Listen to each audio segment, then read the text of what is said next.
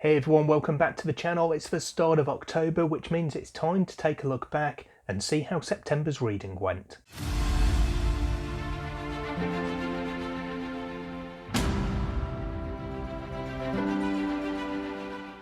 So for some reason I didn't think September seemed to be that big a month for me in terms of reading, but I did actually cover 6 books. One of those was quite short and another one was a novella, but overall I did 6 books in the month, which is kind of par for the course for me. So I'll do the usual structure for this video. We'll take a quick look at the stats first and then I'll go into the individual books afterwards. So those 6 books I read took a total of 2,797 pages, which puts me now on 25,130 for the year. The average page count for September, excluding the novella but not the shorter book, was 538, which puts the average for the year to date at 517. The average rating was a little bit lower, so the year-to-date average rating is continuing to drop over the last couple of months. September was at 3.42, so the year-to-date is now sitting at 3.92. In terms of the series, there were a couple of new starts for me, so that's now 18 for the year-to-date, 4 finished and 0 DNF, so that number is just growing all the time. There are now 12 that I'm up to date with and 27 series in total that I'm currently ongoing with. And the sad little number at the bottom of my stats pile is 68. That's the number of days since my last 5-star read. So again, there's a slight spoiler for this wrap up ahead of us. There's no 5-star reads here. The last one was Bonds of Chaos a couple of months ago. So on to the books themselves, and the first one was actually a carryover I read. I can't remember how much it was because it was so long ago. I think 40% maybe of this book in August, finished it in September with the majority of it. That was The Tiger and the Wolf by Adrian Tchaikovsky. I love the foiling on these paperbacks. It looks really cool for the series when they're all together. This I was really looking forward to because I really do like a bit of Adrian Tchaikovsky. I've not really read too much of his fantasy in one way because the main bulk of that is Shadows of the Apt, which is a 10-book series and absolutely one of my favourites. The only other fantasy I've read of his is Spy Delight, but now I've got The Tiger and the Wolf under my belt as well. I didn't see the link that I'd been kind of promised that ties this book in with Shadows of the Apt. It was either too small and subtle that I just completely overlooked it, or potentially more likely it's going to be something in book 2 and or 3 of the series. So still got that to look forward to. I did quite enjoy this one, but I would say I'm probably not motivated to go straight into book 2 of the series just yet. I might leave it a couple of months before revisiting this one. It was a good book. It was maybe a little bit slow going in places, but I did like the overall idea of it. Here we're dealing with shapeshifters and you've got different clans who have different totem animals essentially. So the main character of the story is from the clan of the wolf and all of her people can transform into wolves pretty much at will. This main character though is slightly different because her mother was from the clan of the tiger, so she has dual animals inside her, so to speak, and she can also transform into a tiger, hence the title The Tiger and the Wolf. It does lead to a lot of conflict. There's a lot of politicking in there as people are trying to use her to their own benefits and take control of the different clans and control of the land as a whole, but obviously that's not what our main character wants, and she runs away to try and get away from that destiny that people are trying to force upon her. The overall writing is excellent. It's Adrian Tchaikovsky. I know exactly what I'm going to get when I go into one of his books, and this one did not let me down on that front. Overall, I ended up giving this one 4 stars because it was a very enjoyable read. It just didn't get to the same sort of heights that I wanted from a Tchaikovsky based on Shadows of the Apt as my fantasy experience. Next up I read a patron pick which was chosen by LL McRae, and she selected Last Gifts of the Universe for me to read by Rory August. This is a sci-fi, it's kind of a cosy little sci-fi I suppose, and it's another one that I found to be quite an enjoyable read. I didn't quite get out of this one everything that I wanted to, and as a result I was left feeling slightly disappointed I think with it. You've got various worlds who are essentially being devoured, they're being destroyed by some unknown entity, and you've essentially got this last kind of outpost of humanity who are trying to find out more about this to see if they can stop it and save themselves from also being destroyed. And to that end, you've got various people who go out to different civilizations that have been destroyed in the past, looking for clues that might help them answer that question. And we focus on one particular ship with a brother and a sister and their cat who go out and they all go exploring these strange new worlds, including the cat in its own little spacesuit. So it's quite a nice kind of light feeling one, although there are some slightly darker moments in there as well.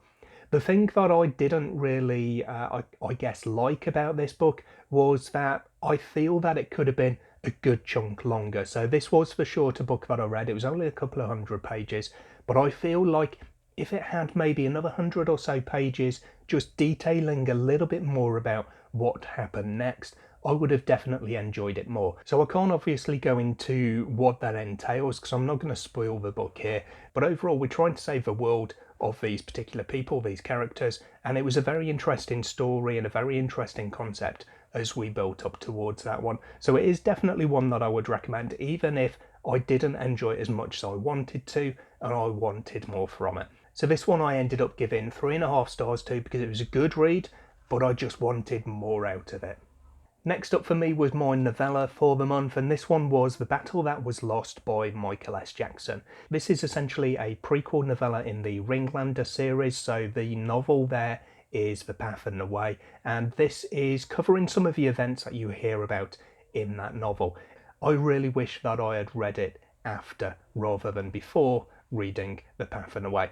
Although, as I say, this is set before the events of the novel, I think the novella will make a bit more sense and you'll get more out of it if you read the novel first. So I read the novella first, and as a result, I didn't get as much out of it as I wanted to. I didn't enjoy it as much, and I ended up treating it as more an introduction to the author, maybe got a bit of information about the world, a couple of the characters as well, yes, but the main thing for me was just to get a grip on the author's writing style and see if it was something that I was going to enjoy. And I feel that if I had read the novel and then the novella afterwards, so read them in publication order rather than in chronological order, I think the events in here would have made a bit more sense, the characters would have been known to me, and the events in here would have struck home a little bit more just in terms of what those characters were doing and the impact of them. And I would have treated it more as supplementing the information I got in The Path and the Way, rather than just being the first thing I heard about these events. So it was slightly disappointing in that respect, and I ended up giving this one 3 stars as a result. Then I moved on to Moondeeds by Palmer Pickering. This is a science fantasy, which is probably the first science fantasy I can think of that I've actually read. It's not really something that I generally turn to, but this one covers 2 twins who are separated and they're trying to get back together while also trying to, I guess, fulfill a destiny, but it's a destiny that they're not necessarily sure is their actual destiny. They don't know if it's them or someone else who is destined to be the Star Children. So you've got them trying to find their place kind of in this strange new world. It's kind of a not too distant future setting. We start off on Earth and we've got some scenes that are set on the moon as well. I did find this one a little bit slow going in places. It started off relatively fast paced. You've got a wartime kind of setting, and then we have various ups and downs with regards to the pacing, and in a few too many places I felt that it just dragged out a little bit too much with the description, and that really got me bogged down as I was reading it. So it did take a little while to get through this, bearing in mind that it's not exactly a thin book anyway. So overall, it was a decent experience. It was, as I say, my first real experience, I think, of science fantasy, and it didn't put me off the genre, so that's definitely a good point. But it's another one that I really wanted a bit more out of than I got from it. The ending of the book really disappointed me. I was made aware of this from a friend who had read it and said it ends really abruptly. Turn the page and instead of a new chapter carrying on what we were reading about, it was a glossary next. And when I got to that, I really did realise what he was talking about, because it was very abrupt. And rather than it being a cliffhanger ending, I really felt that this was more a book that finished off in the middle of a chapter rather than coming to an end of a chapter. So it was slightly disappointing in that sense, and with those issues I had with the pacing at various points throughout it as well, this one ended up coming out at 3 stars.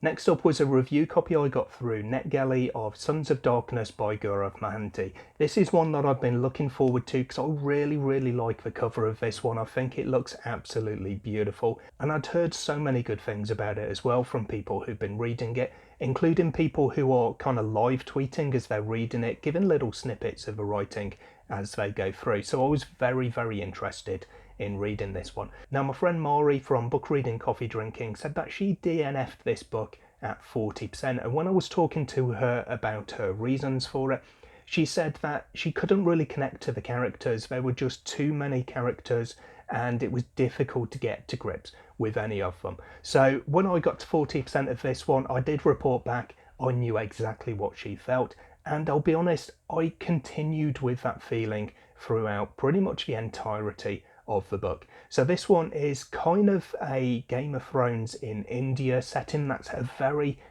loose analogy for the book and really doesn't do it justice, although the author himself has said that he's drawn a lot of influence from A Song of Ice and Fire and he wanted to bring that into an Indian setting, so I don't feel too bad about saying it.